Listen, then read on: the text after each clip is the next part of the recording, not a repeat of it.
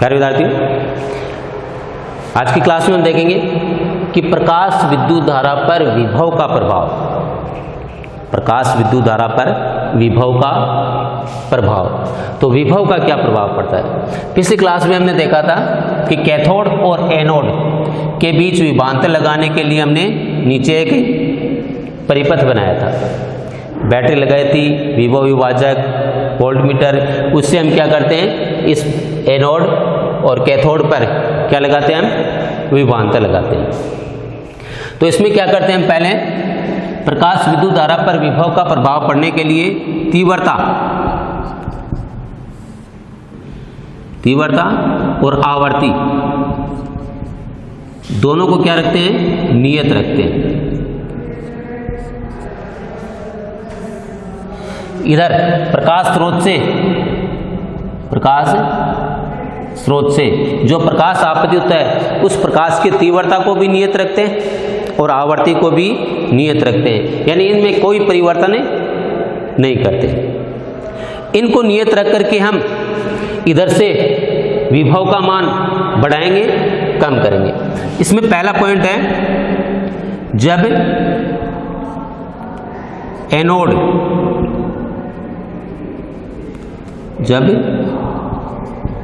Anode शून्य विभव पर हो,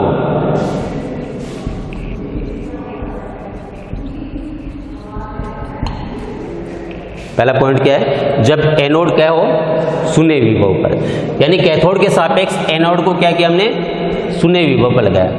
तब देखिए क्या होगा,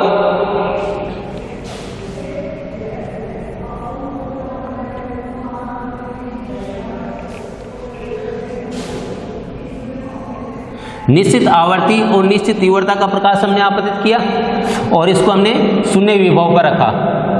कितने वोल्ट पर? 0 वोल्ट पर रखा।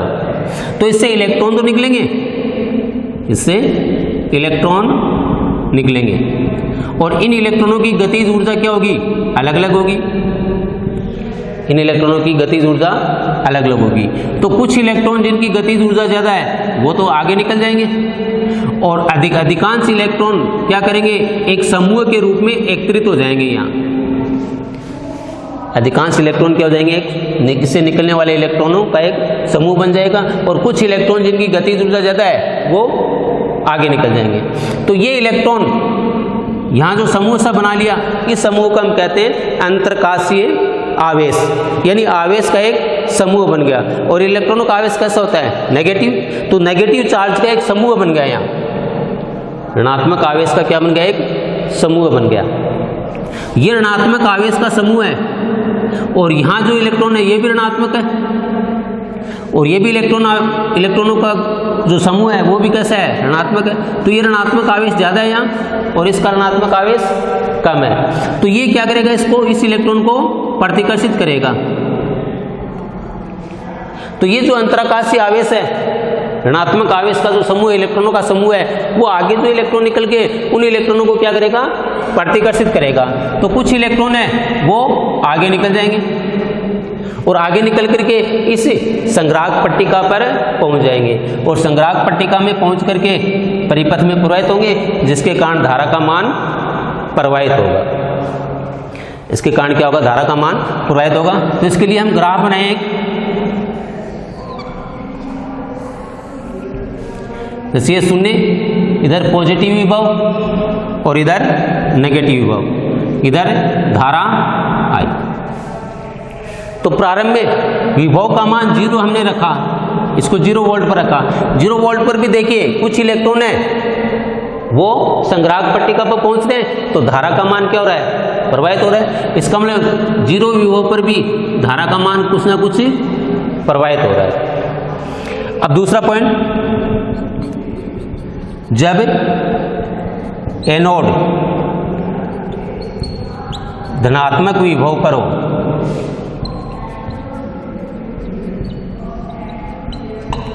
दूसरा पॉइंट क्या है, पहले तो 0 विभव पर था, तो 0 विभव पर भी कुछ धारा का मान कुछ ना कुछ प्रवाहित हो रहा था।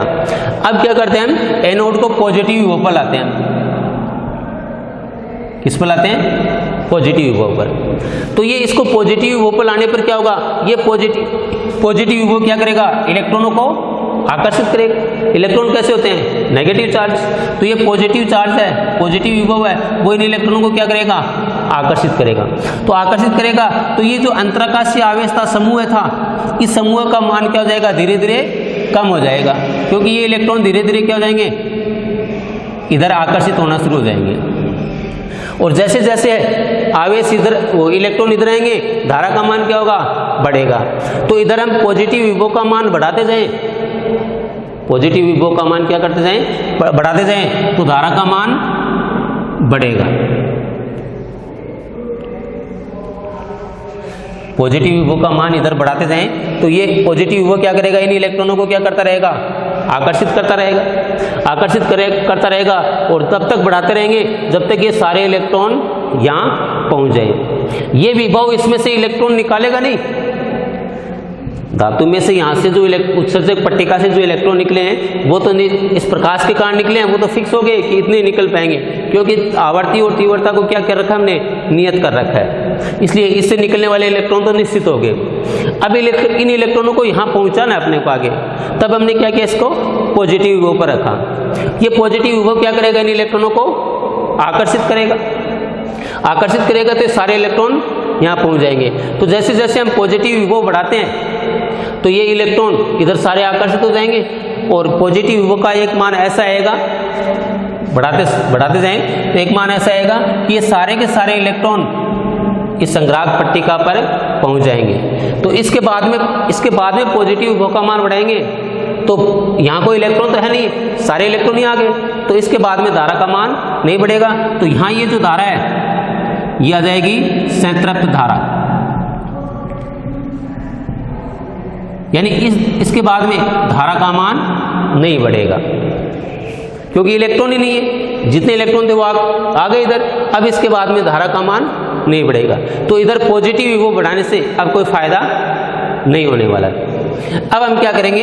इस पॉजिटिव विभव का मान कम करेंगे। हम पॉजिटिव विभव को क्या करते हैं? कम करते हैं। तो तीसरा पॉइंट, जब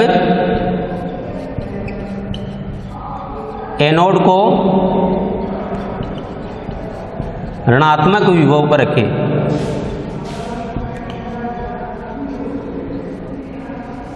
जब एनोड को ऋणात्मक विभव पर रखें या एनोड ऋणात्मक विभव पर, तो अब क्या करते हैं? इधर इस पॉजिटिव विभव का मान धीरे धीरे हम कम करते हैं। इधर से चलें तो इसका मान धीरे धीरे कम करें, तो धारा का मान क्या हो जाएगा?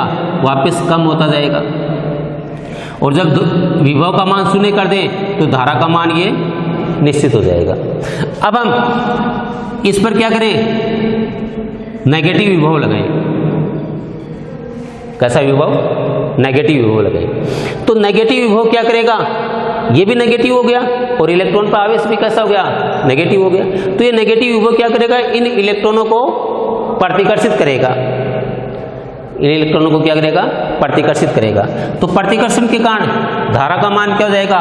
कम हो जाएगा। तो जैसे जैसे हम ऋणात्मक विभव का मान बढ़ाते हैं, ऋणात्मक विभव का मान बढ़ाते हैं ऋणात्मक दिशा में, तो धारा का मान क्या होता जाएगा? कम होता जाएगा।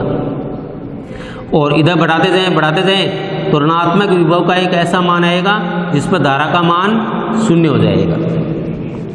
यानी इस ऋणात्मक विभव का मान हम बढ़ाते जाएं तो एक स्थिति ऐसी आएगी कि ये सारे के सारे इलेक्ट्रॉन क्या हो जाएंगे? प्रतिकर्षित हो जाएंगे। सारे के सारे इलेक्ट्रॉन प्रतिकर्षित हो जाएंगे। तब इसमें धारा प्रवाह का मान क्या हो जाएगा? शून्य हो जाएगा। तो इस ऋणात्मक विभव को क्या कहते हैं? निरोधी विभव, बी नोट, निरोधी विभव। तो इस निरोधी विभव की परिभाषा, ये पट्टिका कौन सी है? संग्राहक पट्टिका। तो प्रकाश विद्युत प्रभाव की घटना में, प्रकाश विद्युत प्रभाव की घटना में संग्राहक पट्टिका पर, किस पर? संग्राहक पट्टिका पर ऋणात्मक विभव का वह मान, संग्राहक पट्टिका पर ऋणात्मक विभव का वह मान जिस पर प्रकाश विद्युत धारा का मान क्या हो जाए? शून्य हो जाए। ऋणात्मक विभव का वह मान जिस पर प्रकाश विद्युत धारा का मान क्या हो जाए, शून्य हो जाए। इस ऋणात्मक विभव को क्या कहते हैं, निरोधी विभव कहते हैं। प्रकाश विद्युत प्रभाव की घटना में संग्राहक पट्टिका पर ऋणात्मक विभव का वह मान, संग्राहक पट्टिका पर ऋणात्मक विभव का वह मान जिस पर प्रकाश विद्युत धारा का मान क्या हो जाए, शून्य हो जाए, इसको क्या हम क्या कहते हैं, निरोधी विभव कहते हैं। अब इस निरोधी विभव के द्वारा इधर हम कार्य कर रहे हैं, निरोधी विभव लगा रहे हैं तो क्या कर रहे हैं, कार्य।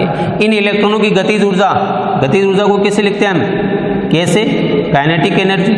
तो अधिकतम गतिज ऊर्जा वाला, मान लीजिए ये इलेक्ट्रॉन है, इसकी गतिज ऊर्जा अधिकतम है, तो इस इलेक्ट्रॉन को जब वापस हम प्रतिकर्षित कर देंगे तब तक इधर हम कार्य करेंगे।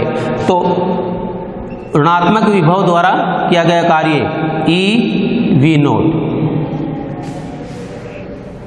विभव द्वारा, जो विभव के चैप्टर में आपने पढ़ा होगा कि विभव V बराबर W/Q,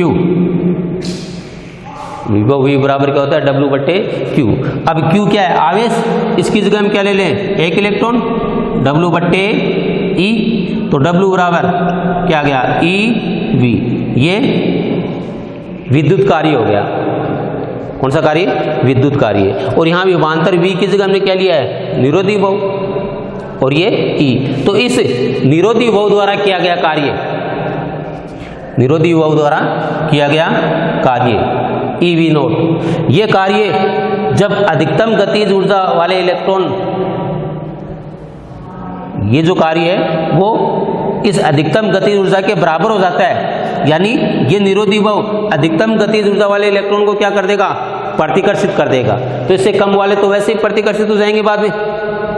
तो निरोधी विभव द्वारा किया गया कार्य है वो अधिकतम गतिज ऊर्जा के बराबर होता है, तब धारा का मान क्या होता है, शून्य होता है। प्रकाश विद्युत प्रवाह की घटना में धारा का मान शून्य होता है, तब क्या होता है कि इस निरोधी विभव द्वारा किया गया कार्य अधिकतम गतिज ऊर्जा के बराबर होता है। तो ये कंडीशन विशेष ध्यान रखेंगे, यह निरोधी विभव द्वारा किया गया कार्य और ये इलेक्ट्रॉन की अधिकतम गतिज ऊर्जा। अब यहाँ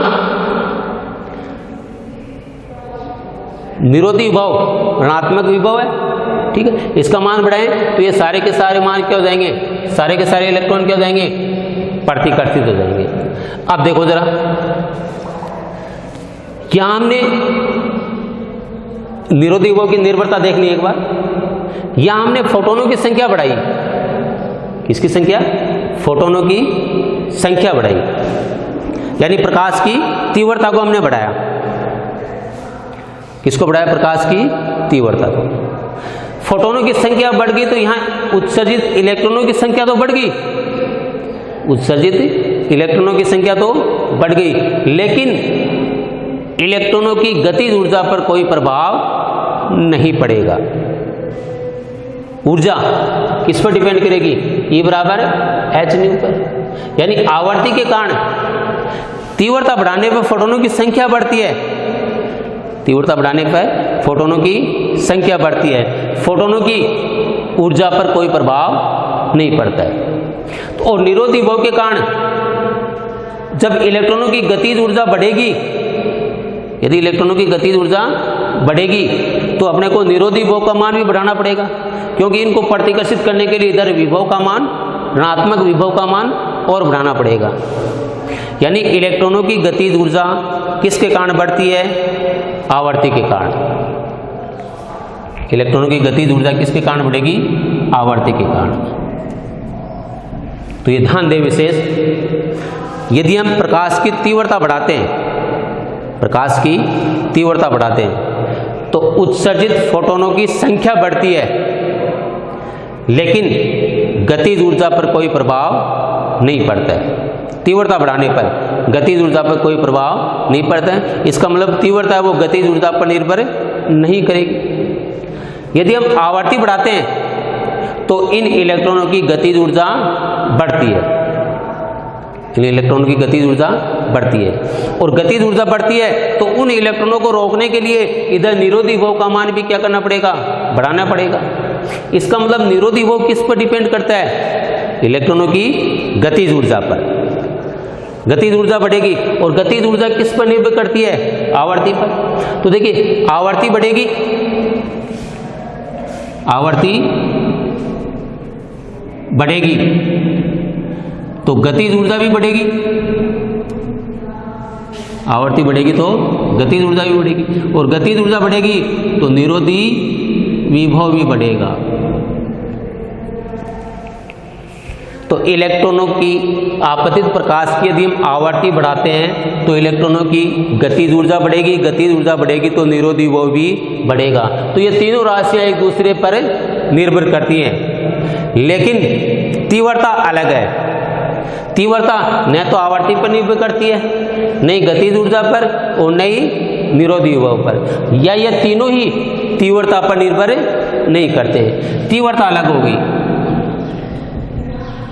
तीव्रता का इन तीनों से कोई संबंध नहीं है, यानी ये तो एक दूसरे के कारण बढ़ रहे हैं, ये तीनों तो एक दूसरे के कारण बढ़ रहे हैं, लेकिन तीव्रता न तो इन पर निर्भर करती है और न ही ये इन पर निर्भर करते हैं। तो यहाँ जो निरोधी विभव है, ये निरोधी विभव की परिभाषा हमने पढ़ी है, निरोधी विभव है वो प्रकाश की तीव्रता पर निर्भर नहीं करता है। ये किस पर?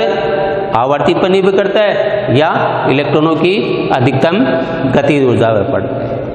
तो यहाँ हमने पढ़ा था प्रकाश विद्युत धारा पर विभव का प्रभाव, जिसमें तीव्रता और आवर्ती को हमने क्या रखा था? नियत रखा था।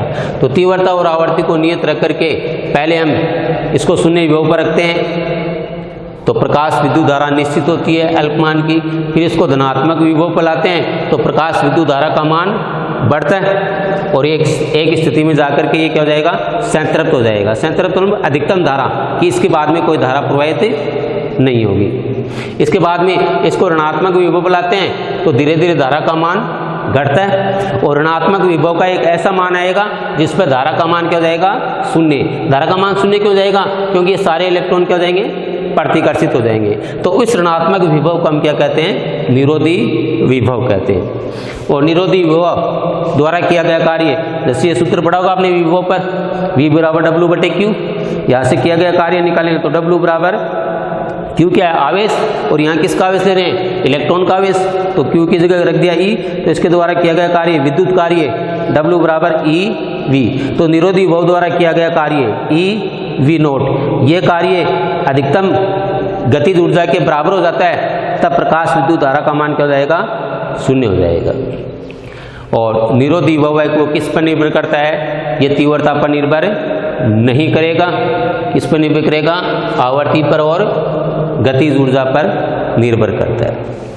अगली क्लास में हम पढ़ेंगे फिर प्रकाश विद्युत धारा पर तीव्रता का क्या प्रभाव होता है, आवर्ती का क्या प्रभाव होता है। तो तीव्रता का प्रभाव हम पढ़ेंगे तो आवर्ती को नियत रखेंगे, यदि आवर्ती का प्रभाव पढ़ेंगे तो तीव्रता को नियत रखेंगे।